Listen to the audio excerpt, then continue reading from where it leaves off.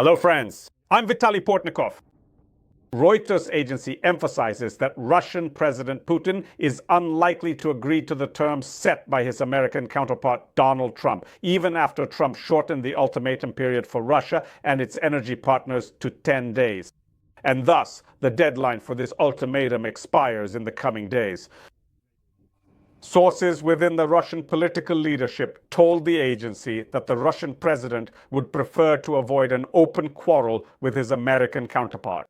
However, at the same time, Putin considers the military objectives in Ukraine to be far more important and of higher priority than any relationship with Donald Trump or any other world leader.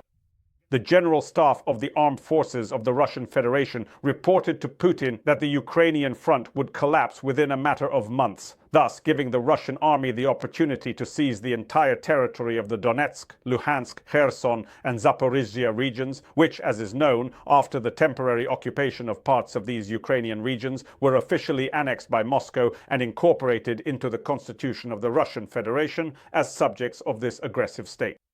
Reuters' sources believe that only after Russia establishes control over the territories of these four Ukrainian regions might Putin agree to negotiations on a ceasefire on the Russian-Ukrainian front. However, in my opinion, the sources within the Russian political leadership who spoke to Reuters are deliberately misleading Western journalists. I don't believe at all in any sources of information for those Western journalists working in Moscow that haven't been pre-approved as part of an information campaign sanctioned by the Kremlin and the Russian Federal Security Service, which, as we understand, is the body that works with journalists from Western outlets accredited in the Russian capital.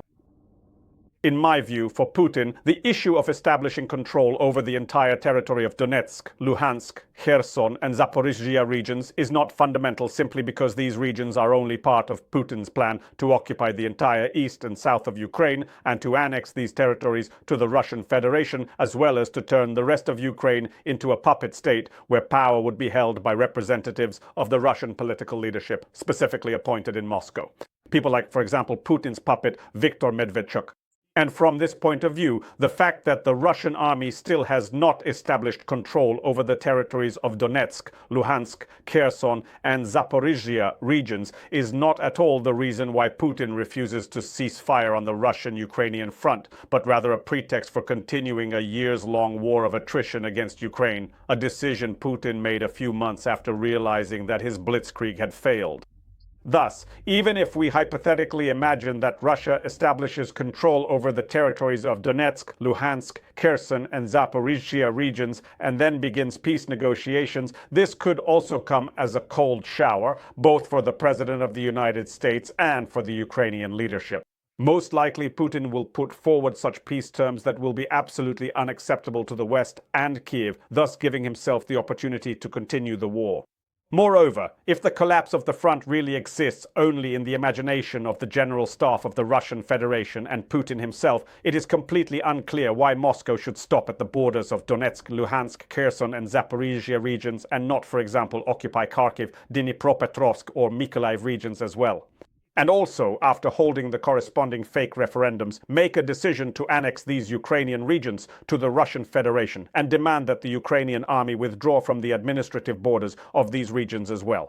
This is a typical salami slicing tactic which Putin intends to follow during the next phase of the Russian-Ukrainian war.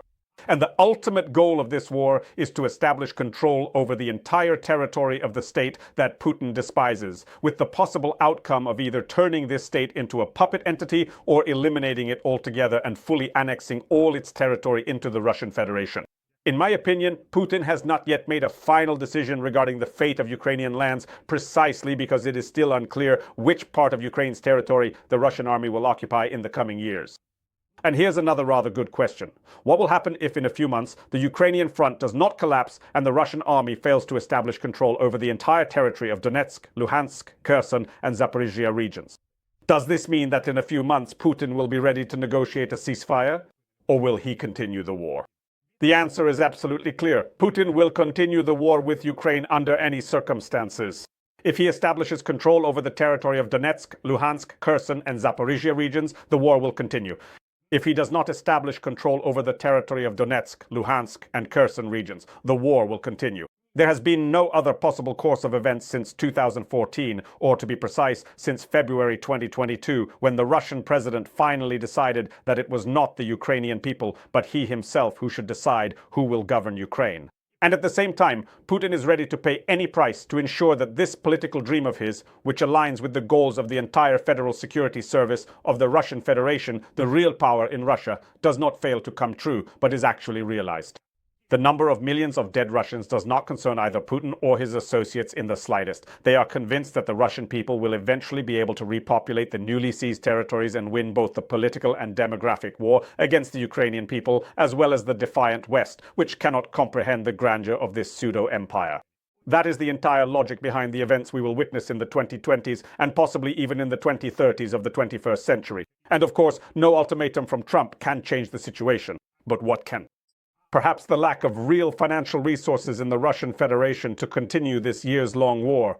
We have just discussed ambitious plans, but to bring them to life, it takes not only the number of Russians that Putin is willing to use to continue the war, but also the amount of money needed to keep the military-industrial enterprises running and to maintain the huge army of mercenaries that Putin created after 2022.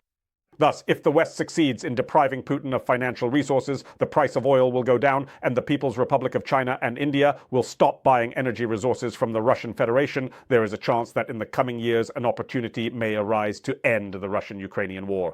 If Putin retains the financial and demographic capacity to continue military actions, then of course the war will go on and may even escalate, potentially turning into a conflict between Russia and the United States or between Russia and the West. A direct conflict which could also escalate into a nuclear war involving the use of strategic nuclear weapons, with camps standing opposed to each other in an attempt to defend their own vision of the principles and values by which humanity should develop in the coming decades of the turbulent and dangerous 21st century, possibly the last century of such a large-scale war. Thank you, friends. Stay tuned to this channel and subscribe to it.